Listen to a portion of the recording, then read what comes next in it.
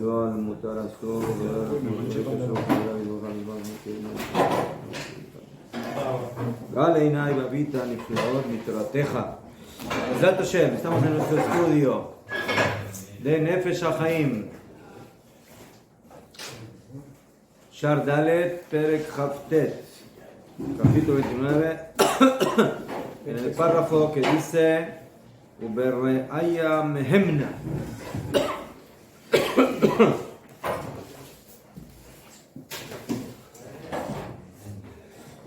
Que está en la página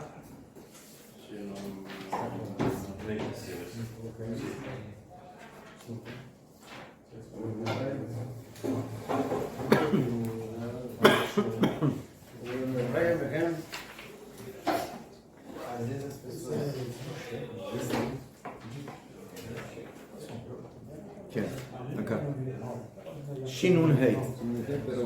Aquí, Beraya Mehem. Página Shin Nun Hey. Todo, nuestro estudio, en honor de nuestros queridos Hayalim en todos los frentes. Que haya refuá Shlema y Beriut de todos los enfermos y los heridos. Para el pronto regreso, la liberación de los rehenes y para el éxito de nuestros dirigentes. Todo. Estamos en el tema de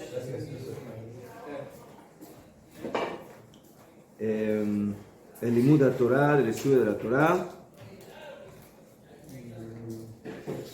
y vimos de que así como el estudio de la Torah es algo grandioso, el Bitul Torah es algo peligroso, es algo malo para la persona y para el mundo. וברaya מהם נאסוף פרשת שמיני, מה נון הימה חיותם במאיה, ותלמידי חכמים, הרי מתניתין חיותיו באורייתא.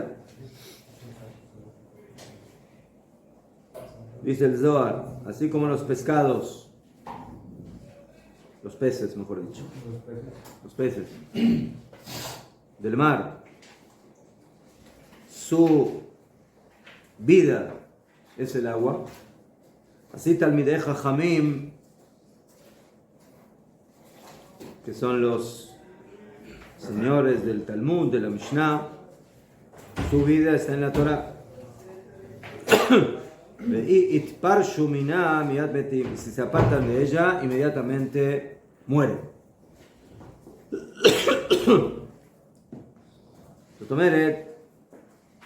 El agua es el oxígeno del pez, es la vida del pez, y sin ello el pez muere. Y afilo que Ulay, el pez, no siente en el agua hasta qué punto el agua es su vida, pero esa es la realidad. Así también el estudio constante de la Torah es la vida. Por eso un Talmid Jajam que deja de estudiar básicamente pierde esa vida. Y eso es lo que dijeron Jajamim. Que en eso lo vimos ya en la Gemara, que la persona que ve que le vienen sufrimientos, entonces que revise sus acciones, y si no encuentra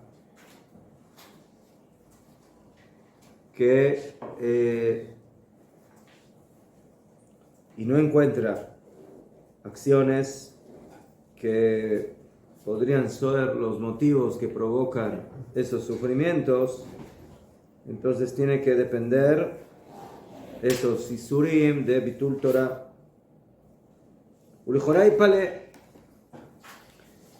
Pero dice el Ojene Bolojin, yo esto no lo entiendo bien.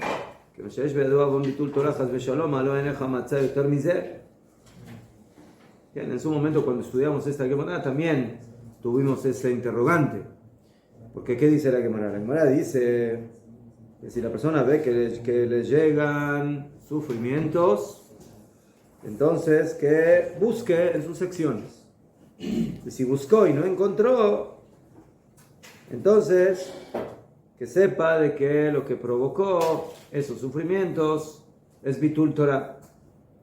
Entonces, ¿qué buscó en la primera oportunidad? Que lo buscó y no encontró. ¿Cómo no encontró? Ahora ahí tenía Bitul Torah.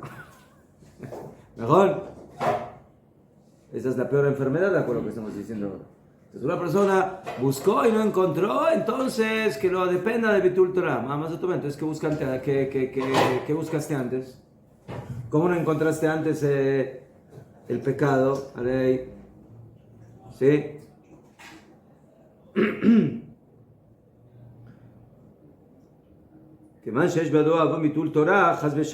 Por cuanto el que tiene en sus manos el pecado de Bitul Torah, no hay encontró más que él. Como dice que si buscó y no encontró, no encontró. Ahora Bitul Torah es encontrar algo muy grave.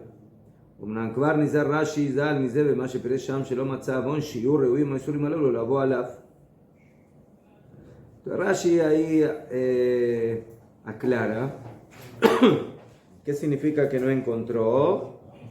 Que no encontró un pecado que esos sufrimientos que él está recibiendo son los adecuados para él, o son los que él merece recibir. Vehu. Entonces ahora explica el tema. Pero ahí ¿ocupaba más sufrimientos o ocupaba menos? Ascanere que Ulay tendrá que ser menos, o él piensa que lo que está recibiendo no es lo que corresponde de acuerdo a lo que está recibiendo. Así aparentemente se entiende. Entonces, nosotros tenemos que entender que Akadosh Baruj Hu tiene reglas de juego.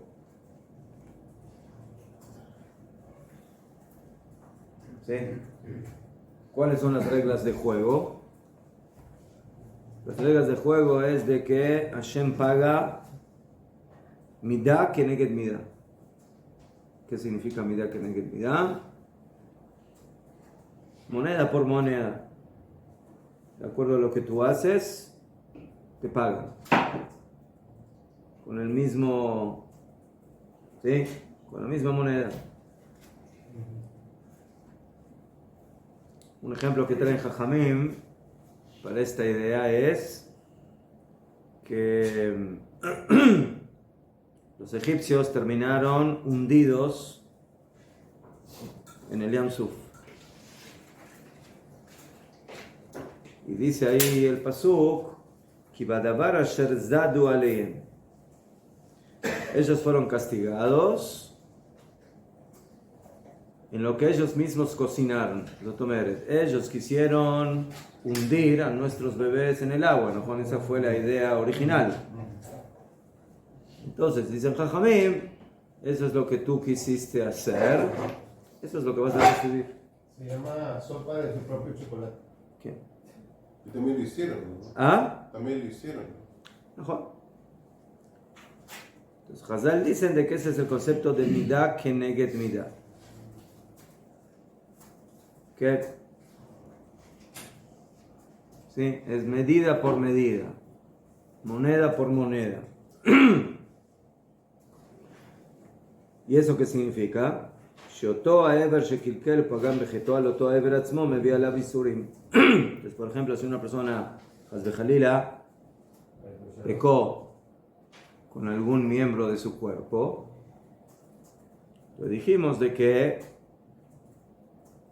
el castigo va a ser en ese mismo miembro. O sea, Hashem paga con lo que tú pecaste, Hashem castiga. ¿Cuál es la intención de Hashem cuando hace algo así? Que de Shemitoja Isurim Yavina Adam Yeda Leize Het Bau. O sea, Hashem quiere que la persona recapacite y se dé cuenta en dónde estuvo mal. Entonces, si él estuvo mal en la mano y Hashem le manda un castigo en el pie, entonces, ¿qué tiene que ver lo que hizo con lo que está recibiendo? Pero si la persona hizo algo malo con sus manos y Hashem le castiga algo, le manda alguna enfermedad o algún dolor o alguna cosa en sus manos, entonces él tiene que entender que Kanireh hay algo en sus manos que no está bien, que la persona debe corregir y debe hacer teshuvah.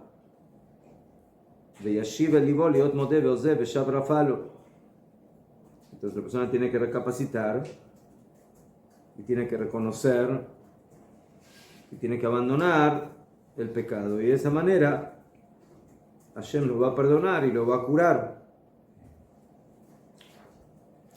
Entonces, ¿esto qué significa? Significa que Hashem no castiga porque quiere vengarse de la persona. Los castigos son avisos del Shamaim de que estamos mal, que no estamos bien. Siempre es así. Entonces, Siempre. Kanireh que siempre es así. Siempre. ¿Qué? Tomeret, todo lo que nos sucede en la vida son despertadores. Hashem nos quiere despertar y nos quiere aclarar de que aquí hay cosas que no están bien y que hay que corregirlas. ¿Qué?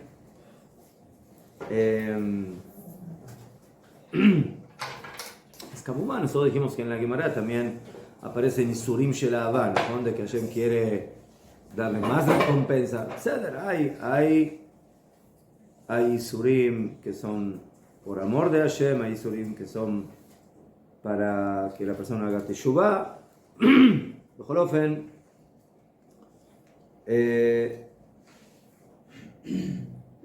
este tipo de Isurim que le llegan a la persona en algún miembro de su cuerpo es para que él recapacite justamente en ellos. Zeu Shamru, y eso es lo que dijeron Jajamim, que si la persona ve que le vienen sufrimientos, tiene que investigar en sus acciones. ¿Y qué significa eso? Eso significa que por medio de los Isurim la persona tiene que entender qué es lo que Hashem quiere de él y qué es lo que él tiene que corregir y qué es lo que tiene que hacer correctamente y abandonar lo malo. Y si la persona revisó y no encontró, y dice, ¿qué hice? ¿Qué hice con mis pies, con mis manos? Aparentemente no hubo nada.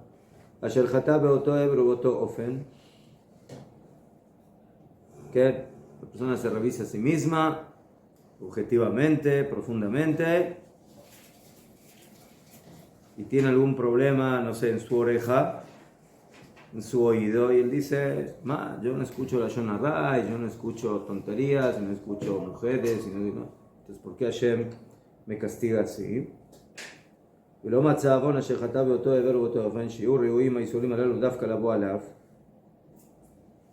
que en un principio él no sería merecedor de recibir esos sufrimientos, midá keneged midá, como dijimos antes, ¿sí? Medida por medida. Entonces ahí, si él hizo todo el análisis y llegó a la conclusión objetiva de que en su oído, en un principio, él no tendría que recibir lo que está recibiendo, ahí él tiene que ahora depender esos Isurim en Bitul Torah. En Bitul Torah. כי בעוון ביטול תורה לא שייך מידה כנגד מידה, כי ביטולה חד ושלום נוגע לכל גופו, איזה מקום באיזה איבר שיהיה כנ"ל. ¿Y por qué ביטול Torah? Porque a diferencia de otros tipos de Isurim, de otras prohibiciones de la Torah, siempre tienes que hacer el paralelismo y decir, bueno, si yo pequé en esto, entonces por ahí me va a venir el castigo, me van a venir los sufrimientos para que yo recapacite en ese miembro del cuerpo. Pero eso es cuando es una mitzvah particular. Y si no encuentras, y si aparentemente en ese miembro tú llegaste a un análisis profundo de que no tienes nada que pagar o no tienes nada que hiciste de mal para recibir ese sufrimiento, ahí tienes que subir el peldaño y decir, Bitul Torah. Porque Bitul Torah ya no tiene un órgano específico. Bitul Torah es algo que incluye a todo el organismo de la persona.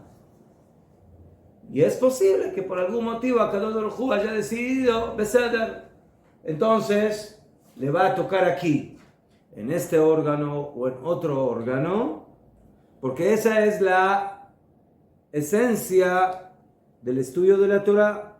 Bitul Torah es algo que no se lo puede minimizar en un miembro específico del cuerpo. Bitul Torah es algo que incluye a toda la existencia del hombre, a todo su cuerpo, a todo su organismo,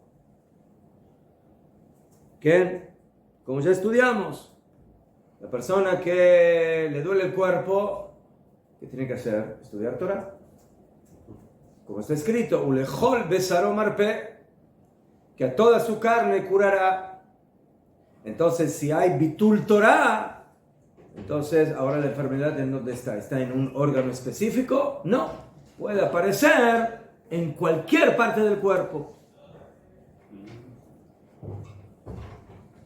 Porque Bitul Torah es algo que no se limita a un miembro específico del cuerpo como las demás mitzvot.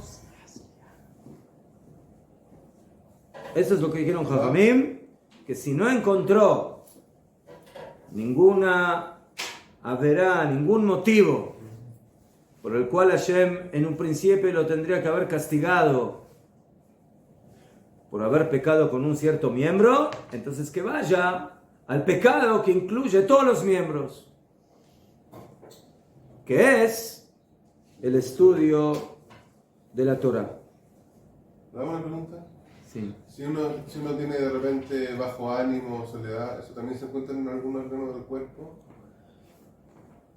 ¿Sabes? Así como hay enfermedades fisiológicas, hay enfermedades psicológicas.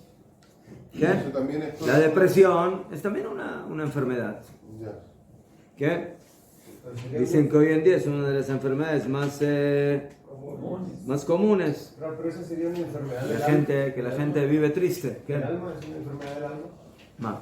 Es una enfermedad psicosomática, sí. ¿Del alma? ¿Es el alma? ¿Qué? ¿La tristeza? Sí, la depresión. Yo creo que sí. Pero en el caso de Job, cuando sus amigos vienen y lo juzgan y él dice que él está bien, que es íntegro, cuando él reflexiona y dice que lo que él tenía temor, eso fue lo que le sobrevino, y al final cuando dice, de oídas te había oído, pero ahora mis ojos te ven, cuando el Eterno le pregunta, y él en su sabiduría no sabe contestar, entonces ahí vemos que el Eterno le quería enseñar a él algo, o él tenía Bitul Torah, o qué. Tendría que sí le quería enseñar. O sea, no siempre es fácil lograr encontrar el motivo. ¿Ok? Y estamos hablando obviamente de una persona, ¿sí? Una persona que tiene la capacidad de llegar a la conclusión de que él no pecó en nada que tiene que ver con ese miembro. Porque sigue aferrado. Porque así dice la Gemara, Pishpesh velo matzah, no encontró. ¿Sí? O sea, para poder decir no encontré, hay que tener categoría. ¿Sí? Wow, no encontró ningún pecado en ese miembro. Diré que está en un nivel elevado. Entonces ahí llegamos al tema de Bitul Torah. ¿Qué? También el Bitul Torah es algo que, como ya explicamos, no es tan simple de poder definir. ¿Qué es Bitul Torah? Porque una persona que trabaja para su parnasá es Bitul Torah. Una persona que va al súper a comprar lo que necesita es Bitul Torah. Una persona que ahora necesita, no sé, distraerse y hacer un paseo para sentirse más feliz de lo que está, es Bitul Torah. Jolofen, el momento que llega a esa situación, la Gemara dice que el Bitul Torah es el motivo y que ahí ya no estás limitado a una parte específica del cuerpo. ¿Y por qué funciona de esa forma? ותמוש של דבר הוא כמו שכתבתי ליל בשער א' פרק ו' שמקום שורשם העליון של המצוות תלויות וקשורות בסוד השיעור קומה. ופרקי המרכבה סוד האדם העליון כביכול שכל מצווה פרטית שורשה עליון קשור ונכנס בעולם בכוח אחד משיעור קומה. וכן זה כל האדם שהוא גם כמתוקן ומסודר וכל איבריו וגידיו ופרקיו וכל פרטי כוחותיו ותבנית דמות המרכבה בשיעור קומה. ולזאת כל מצווה מחוברת נגד עבר או גיד אחד פרטי שבאדם. אומנם התורה קדושה היא כוללת העולמות כולם כנ"ל, לכן היא שקולה כנגד כל המצוות, ולכן היא גם כן לאכול בשרו מרפא. Y el motivo de la diferencia que hay entre el estudio de la Torah y de las demás mitzvot, como ya hemos explicado, está conectado con lo que el Rav Chaim de Volozhin ya explicó en la primera parte del libro. ¿Y qué dijo ahí? Ahí dijo que la fuente de las raíces superiores de las mitzvot, o sea, básicamente de donde parte la energía que crea la mitzvah, que nosotros tenemos que cumplir aquí físicamente, que eso es lo que denominamos el Shoresh HaElyon, la raíz superior. Es como la planta energética, el canal, la planta energética que por medio de ese canal se va a manifestar la mitzvah que la persona cumple en la práctica. Dependen y están conectadas con lo que se denomina Hashiur Koma,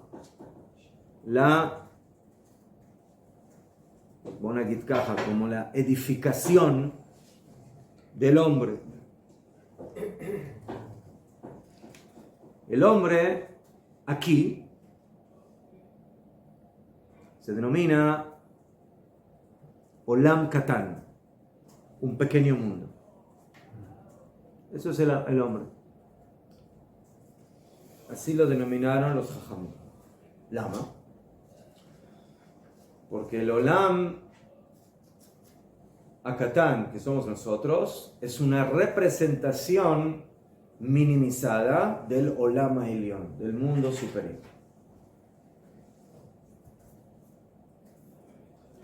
O sea, en otras palabras, todo lo que hay en el mundo, sin excepción, en todo lo que Hashem creó, en todas las galaxias, ¿sí? Estrellas, soles, mundo animal, mundo vegetal, mundo mineral, mundo humano, ángeles, todo. Eso es el Olam, ¿no? Eso es el mundo. El mundo. Ese es el Olam Agedol, el gran mundo. Hashem agarró a ese Olam Gadol, le sacó una partícula de cada cosa y de eso hizo al hombre.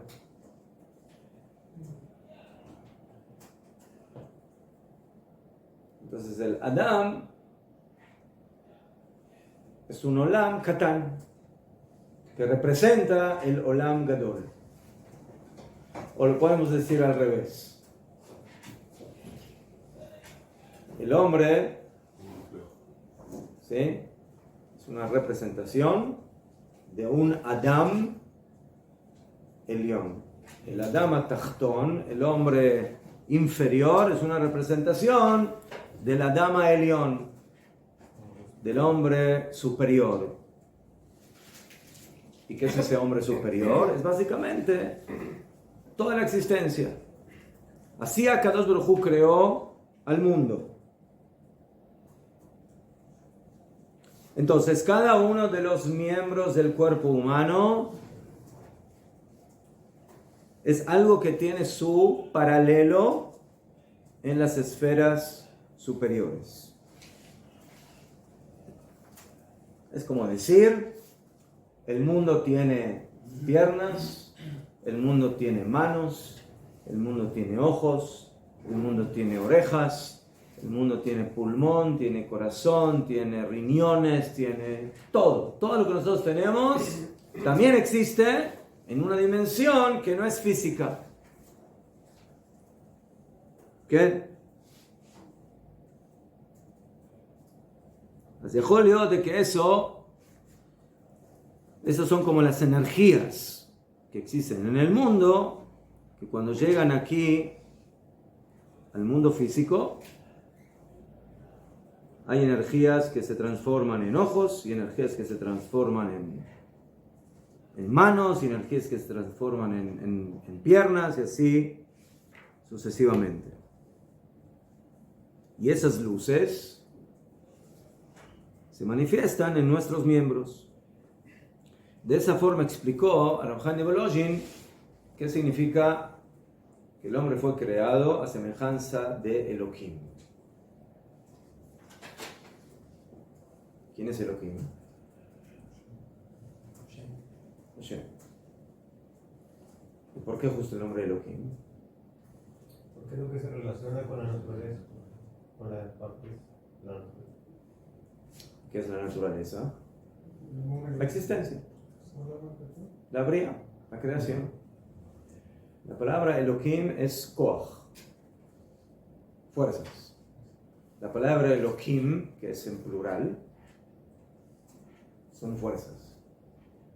Tomeret, el nombre Elohim manifiesta la creación de todas las fuerzas de la existencia. El hombre fue creado a semejanza de todas las fuerzas de la existencia. Y por eso cuando la Torá habla de la creación del hombre, no dice que Hashem creó al hombre a semejanza de Yud-Kei Vav-Kei, o de Shakai, o de Tzevakot, sino que dice que fue creado a semejanza de Elohim Dafka. Dafka Elohim.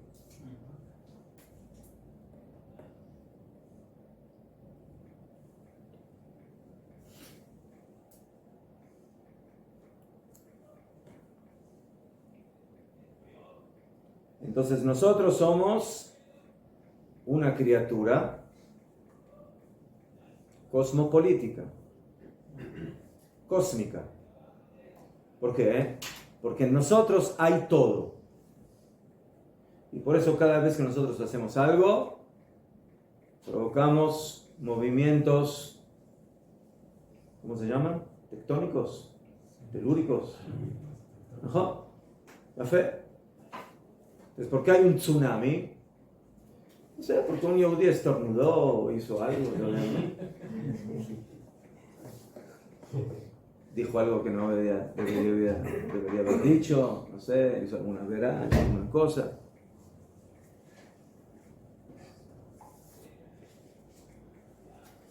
Entonces el hombre es una criatura pequeña, por un lado, aparentemente, porque es pequeño físicamente, pero es el centro de la existencia.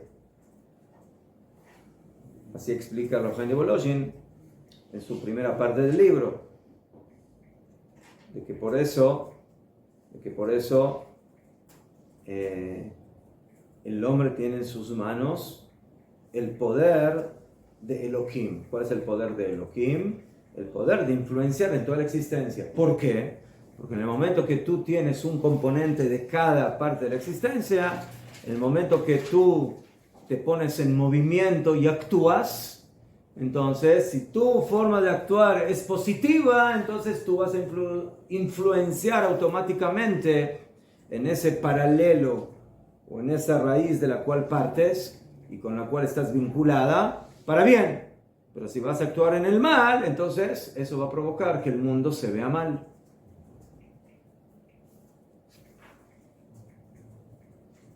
¿Tanto inmaterial como material el mundo? ¿Tanto el mundo material como inmaterial? Todo. Todo. Material, espiritual. Cuando estamos hablando de Shuroma, estamos hablando de estos Mekubalim, que está hablando de la dimensión del hombre grande. Mejor. Mejor.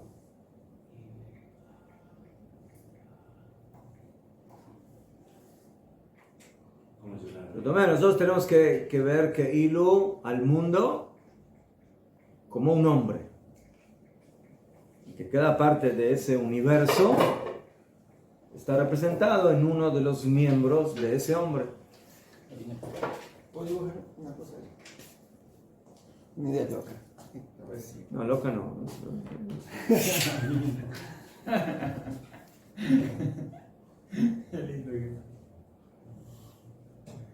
Las dimensiones son metafóricas, que estamos hablando de estos Mekubalim. ¿Están metafóricas o ¿No tiene dedos el tipo? cómo llegaron ellos a estos Así sencillito. Si quiere que le haga uno perfecto, le puedo O hacer. sea, más de metafórica. Si yo digo de que, no sé, el hombre tiene oído, Eso es entonces lo que usamos para el disparar. mundo tiene oído. Como O sea, usamos como ¿cuál es el muñeco oído? ¿Dónde para está el disparar. oído del mundo? Hay algo que representa la fuerza La auditiva, cabeza, la al energía corazón, auditiva, la al riñón. energía de la visión, la energía del olfato. Entonces todo eso básicamente está representado en nosotros en el nivel de una criatura pequeña, pero que representa, sí, podríamos decir que es el macro y el micro. Sí, ¿cierto? exactamente. Nosotros somos el micro de un macro. Está hablando de dimensiones, esto, pero exactamente lo dice, que está tan... Ajá, eso es lo que es, ese es el Shur Koma. Oye, más o menos una idea así.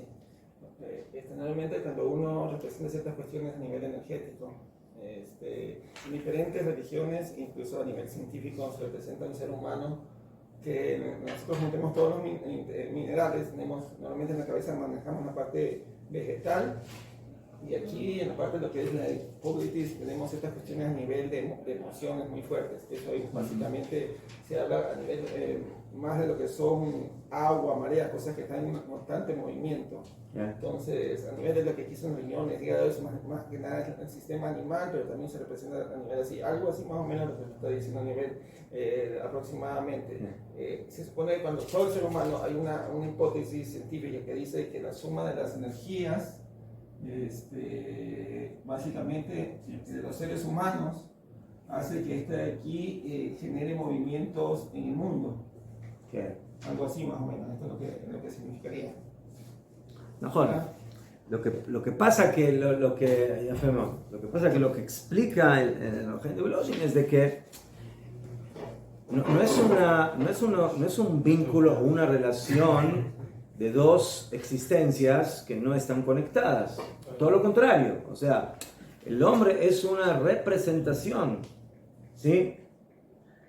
Básicamente del gran mundo. Y por eso, cada vez que el hombre actúa, entonces es como si él está apretando el botón específico, ¿sí? Aquí en el mundo terrenal, que lo conecta y lo vincula con lo que es la raíz superior de donde proviene eso que existe en él.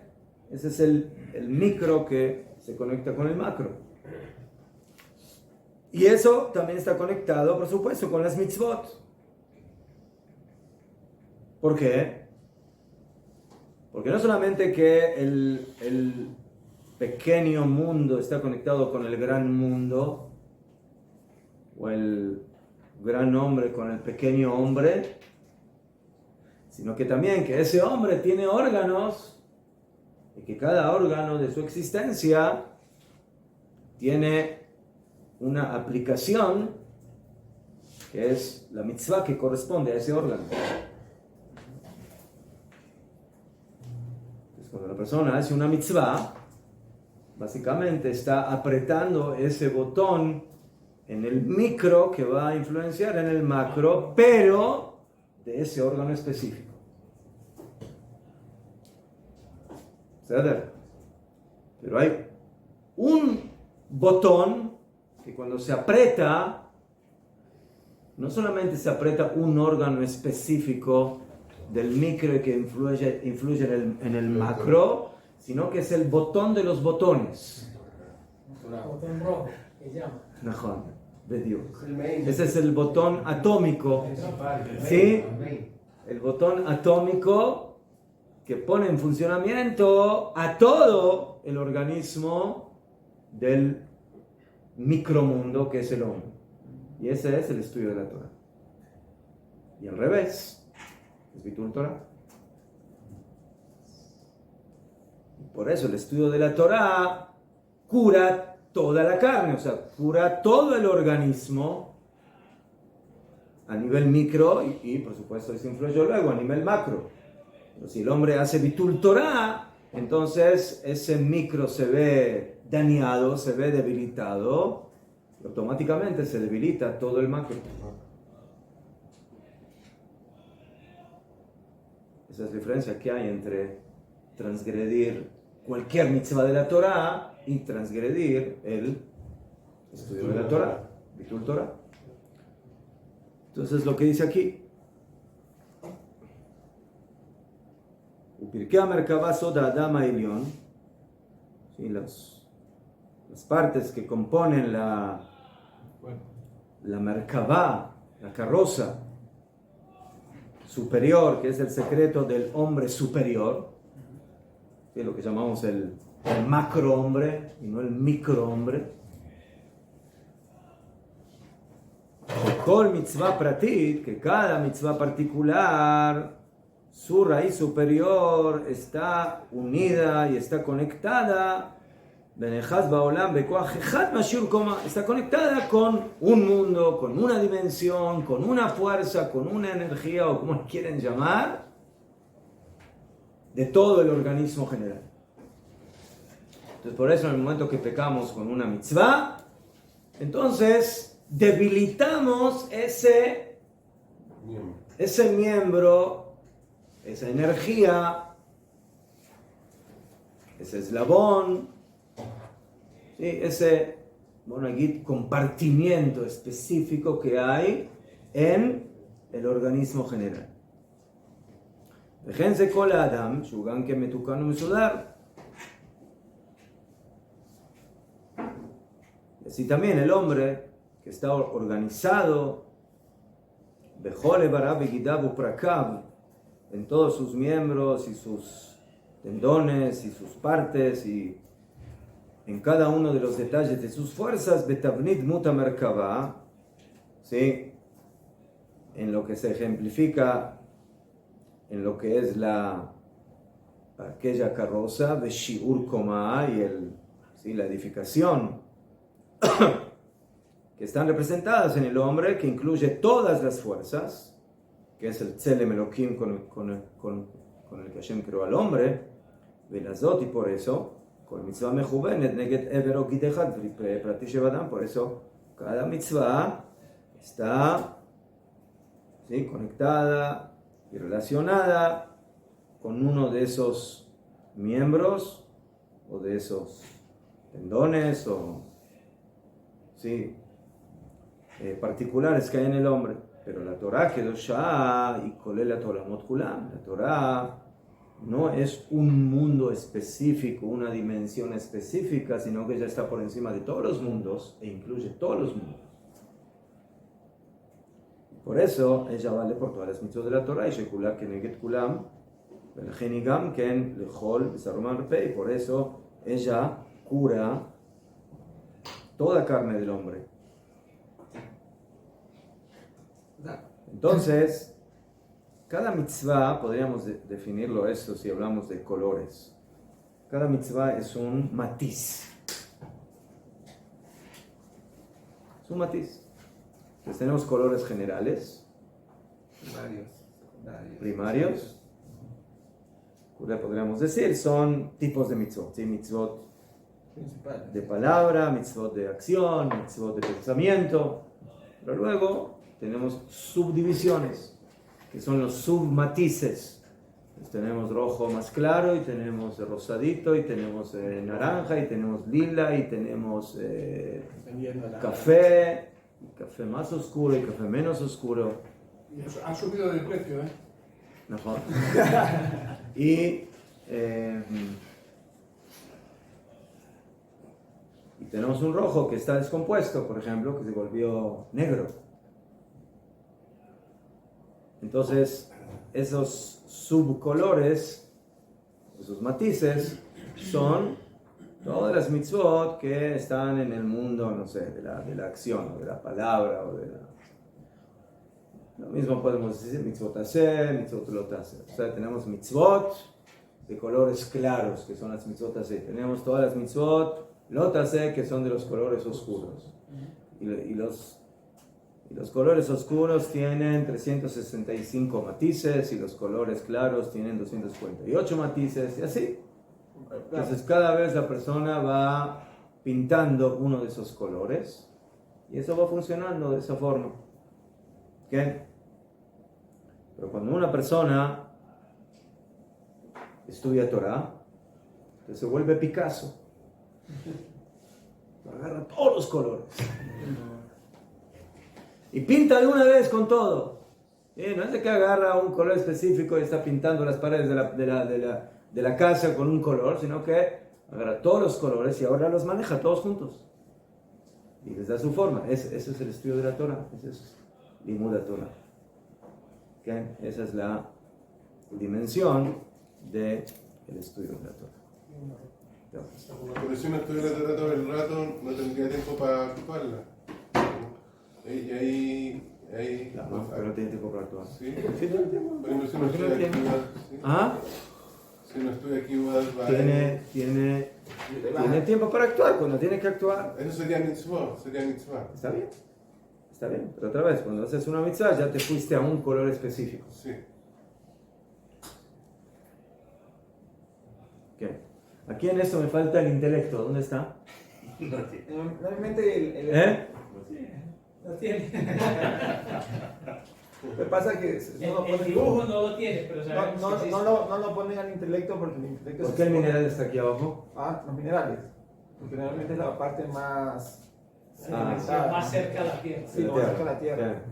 Ahí hay cosas, pero no me acuerdo muy bien. Por ejemplo, lo que usted acaba de decir de lo de la energía, yo podría decir que la Torah es un color índigo. El índigo no es un color definido, es un color que mezcla todos los colores a su vez. Y que a su vez se descompone en prisma de color y que a su vez se va dividiendo en los diferentes colores hermanos con la naturalidad.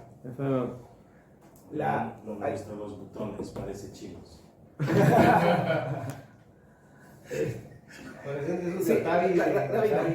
¿Qué? Si yo lo represento de mi misma imagen pero de una manera diferente, digo que por ejemplo Israel es la cabeza, todos los judíos son la cabeza. ¿Qué? Bajo la cabeza están el resto de los pueblos. ¿Qué? Ya, cuando los judíos por ahí, qué sé yo, el pueblo de Israel algo hace que no está correcto, comienza el cuerpo en general a descomponerse. Ya, y eso a su vez es lo que afecta al nivel el nivel cósmico y lo que manda hacia arriba. Algo así sería básicamente, según lo que acaba de... Perdón con mis ideas. Lo que dicen los goyim que los judíos tienen la culpa de todo, tienen razón.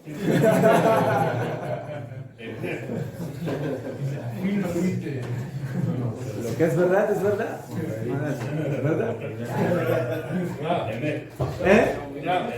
¿Emet es emet? Primero que digo, como judíos,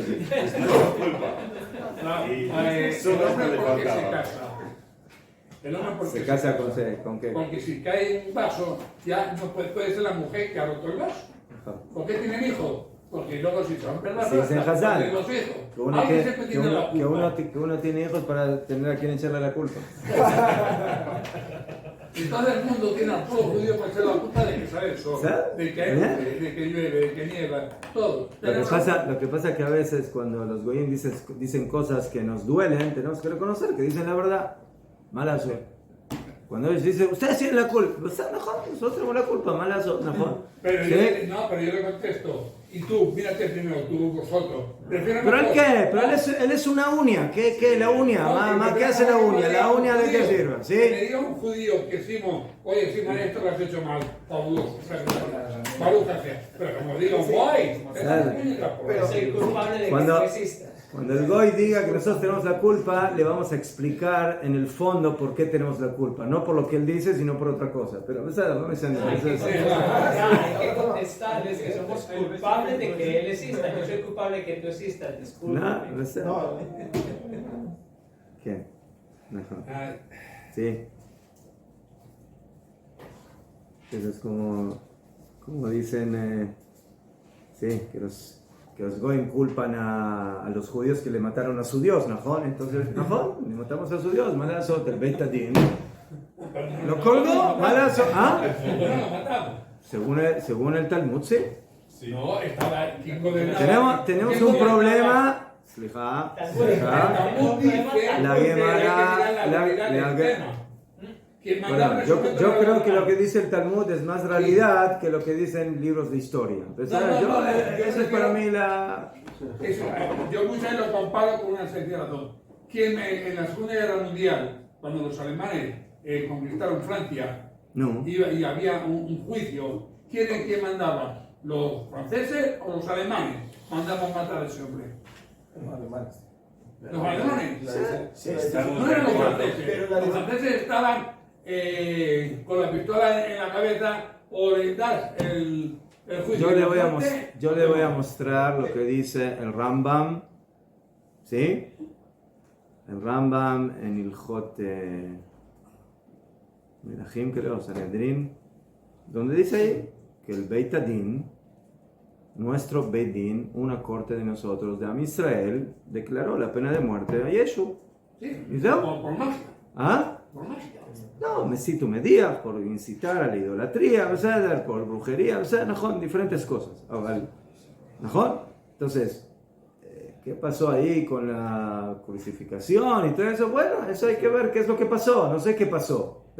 Pero, si nosotros tenemos fuentes propias, y yo creo que nuestras fuentes son más fidedignas que otras fuentes, entonces, Pero en ese momento mandaba los saduceos. En ese momento mandaba los saduceos. Bien.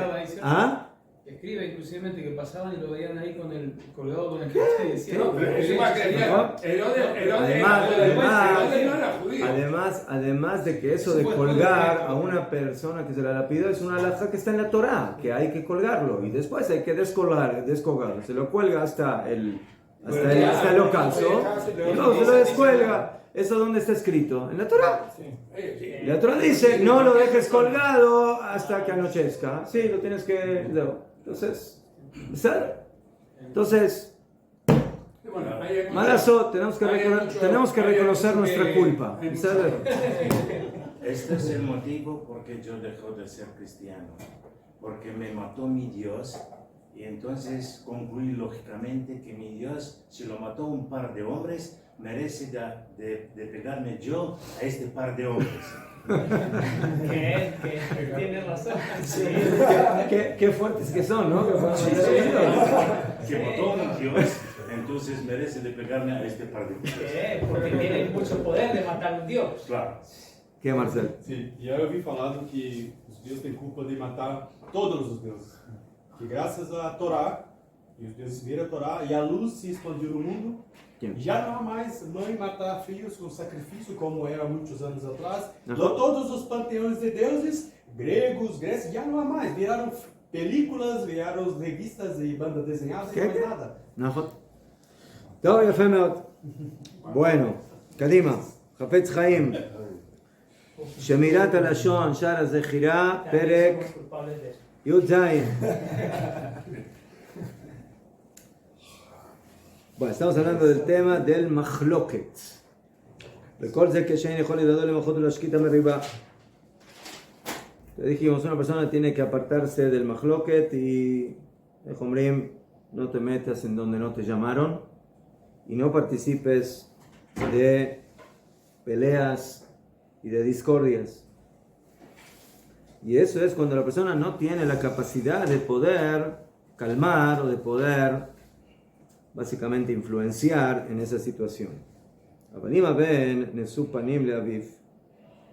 Y dijimos que afilu que el padre trata de introducir a su hijo en esa pelea, entonces el hijo tiene que decirle con mucho respeto a su padre que se las arregle solos sin sus servicios, sin los servicios del hijo. Pero ¿qué pasa si el hijo puede influenciar en el padre? Y no solamente decirle, sabes que yo no me meto, sino, ¿qué te pasa, papá? ¿Por qué estás haciendo esto?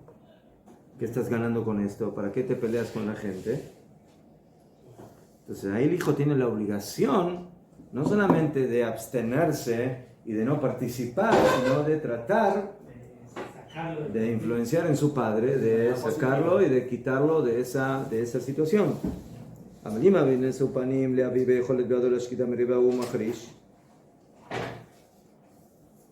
Entonces, si él tiene la capacidad de poder influenciar en su padre y de calmar la situación, pero él se queda callado y no dice nada,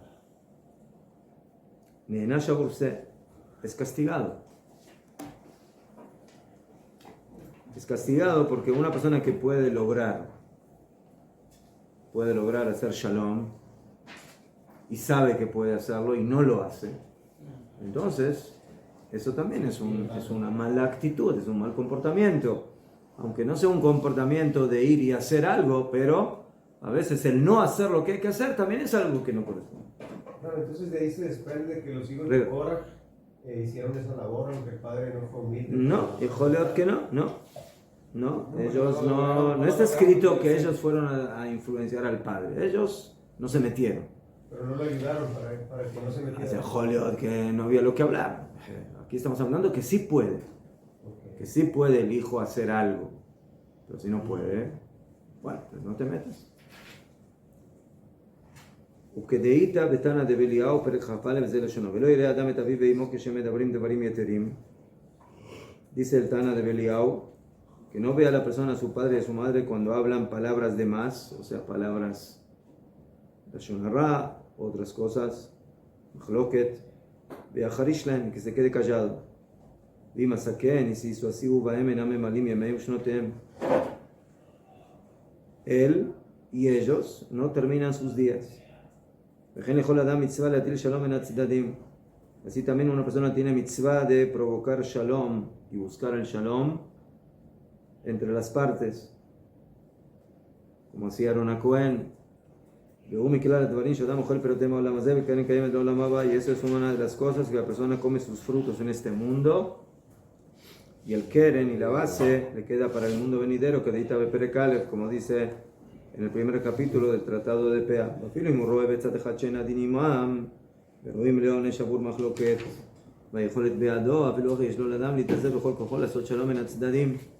Y afirmo que una persona ve en uno de los dados que no tienen razón y son merecedores de castigo por el mahloket, y él puede provocar shalom, que busque shalom a pesar de eso.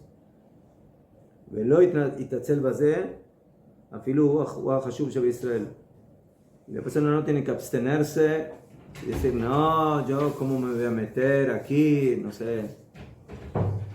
Afilú que es una persona importante y dice, no está en mi categoría meterme en estas cosas.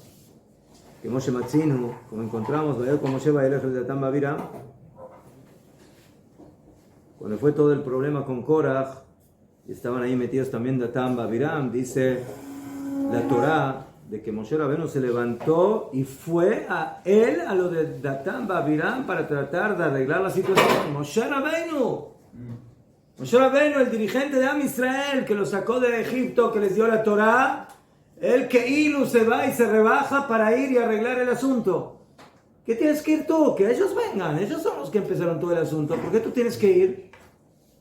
¿Por qué tú tienes que tomar la iniciativa de querer arreglar las cosas?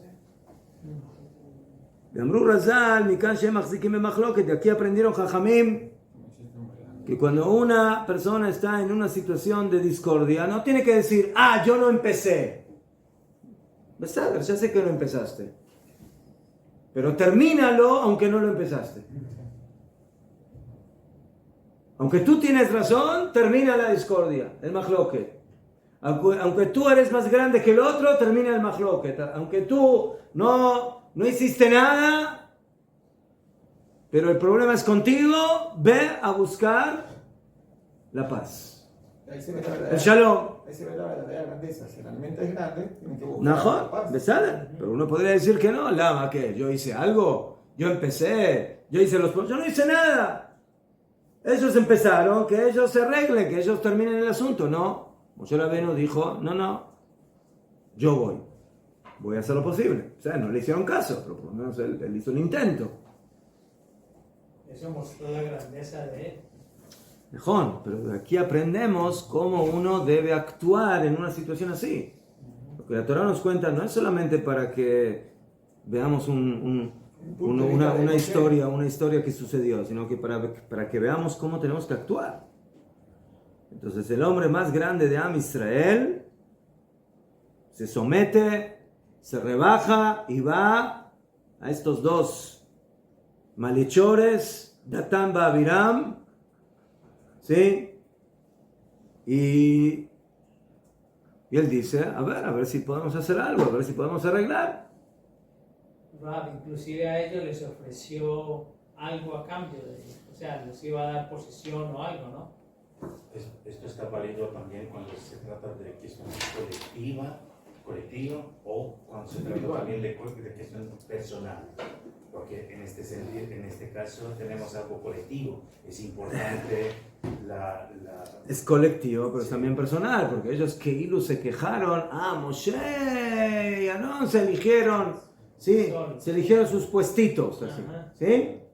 Este se volvió del rey, el otro se volvió el Kohen Gadol, todo quedó en Mishpachá, ¿sí? Todo quedó en familia. Pero es que empezaron individual, pero luego lo hicieron colectivo. Veita va Midrash, dice el Midrash que por cuanto que Moshe Rabbeinu fue a la tienda, a la puerta de Tam Bibran, tuvo el mérito de salvar 4 tzadikim de las puertas del Geinom, Beluen, Benei Korach, 3 hijos de Korach, Veon Ben Pelet, On Ben Pelet, que su esposa le aconsejó que no se meta. Uchtiva que ella nombre feo, y está escrito: busca la paz y persíguela. Porque el pasuk dice aquí 2 verbos: busca la paz y persíguela. Dijeron Jajamim: búscala con tus queridos y persígala con tus enemigos. Filu con tus enemigos. Bakshov bimkomcha, búscalo en tu lugar y persíguelo en otros lugares. Bimkomot acherim. Bakshov begufa, búscalo con tu cuerpo, berotzov bemamoncha, y persíguelo con tu dinero. O sea, para arreglar cosas de machlokot, dice el Midrash, afilu gasta dinero. Bakshov leatzmecha, búscalo para ti, berotzov leacherim, y persíguelo para los demás. Bakshov ayom, búscalo hoy, berotzov lemachar, y persíguelo mañana. ¿Qué significa mañana? De mañana. Todavía no hay mahloket, ya te estás buscando el próximo mahloket que va a venir mañana. Espera que venga y luego te lo manejas. ¿Sí? Ya estoy, a ver, estoy esperando a ver dónde viene el próximo mahloket. No hay que esperar demasiado, ya va a aparecer alguno. Entonces, ¿qué significa perseguirlo mañana? Tratar de mantenerse con la paz. Lomar. No, te dice más de mañana. A veces una persona trata. Hoy no funciona. Te dice, mañana voy a buscar otra estrategia. Que se aplaque la ira, tal vez. La que hoy usé no sirvió. Se aplaque la ira del rival. Eso fue lo que le hizo a Cora. Cora le dio tiempo de pensarlo, de tal. Entonces, entonces, eso es lemajar. Lemajar significa, hoy trataste, no le des brazo a torcer. No digas, bueno, ya traté y no lo logré. No. Mañana con otras fuerzas, trata de buscar nuevamente calmar la situación. El Erdof Achar Shalom Ayom persigue el shalom hoy, también búscalo mañana. Vegamle maharu, leoma jorona chagueo, y si no sirvió mañana, pasado mañana, hasta que lo logres. Que afilu abota galá, intimach botamit y kalesh minatek levasov. Sí, afilu que tengas frente a ti, sí, ¿cómo se dice? Una muralla impenetrable. El momento que empieces ahí a mover, entonces algo se va a mover, algo en algún momento va a caer ahí. ¿Sabes? Empiezas con un martillo a clavar, entonces al principio, sí, los clavos no se tuercen, ¿no? Sí, es pared de hierro, pero al fin y al cabo también eso va a lograr penetrar. ¿Qué base así también aquí? Si una o dos veces no lo lograste, que la persona no dé brazo a torcer de esta midá tan santificada de buscar shalom. Y una persona va a decir, bueno, traté y no logré nada. Entonces dice el Hafetz Haim, afilu, que tus palabras no sirvieron en esas personas que están haciendo el mahloket. ¿Por qué? Porque no quieren saber nada y porque cada uno se esconde en su opinión, en su posición, y están enceguecidos y no quieren saber nada de escuchar.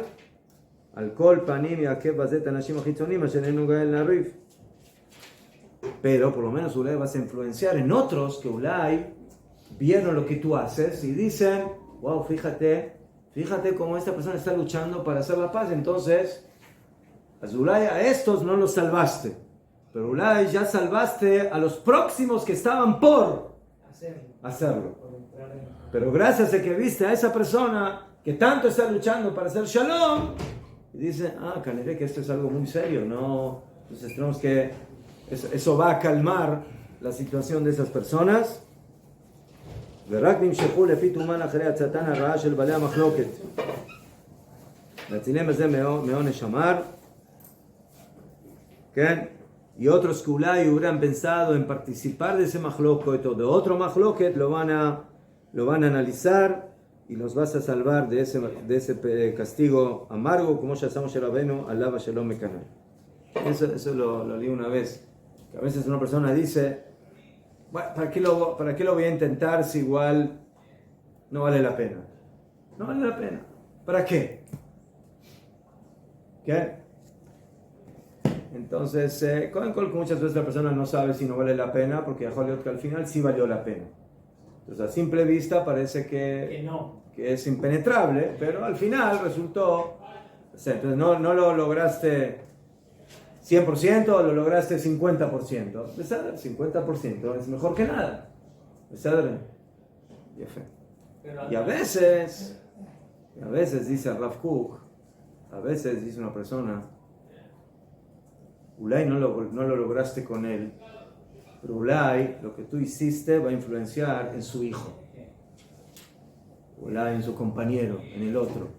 O a veces es el mismo. Sí, A veces es el mismo, tal vez no funciona en ese momento, en esa circunstancia. Pero Ulay no funciona ahora, Ulay en 20 años el Señor va a decir, rega.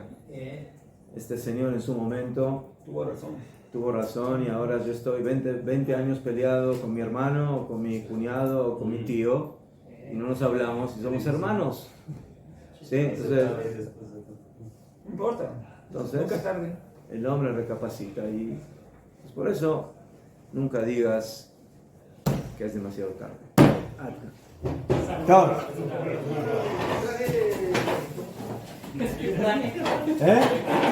¿Qué trajo? Trajo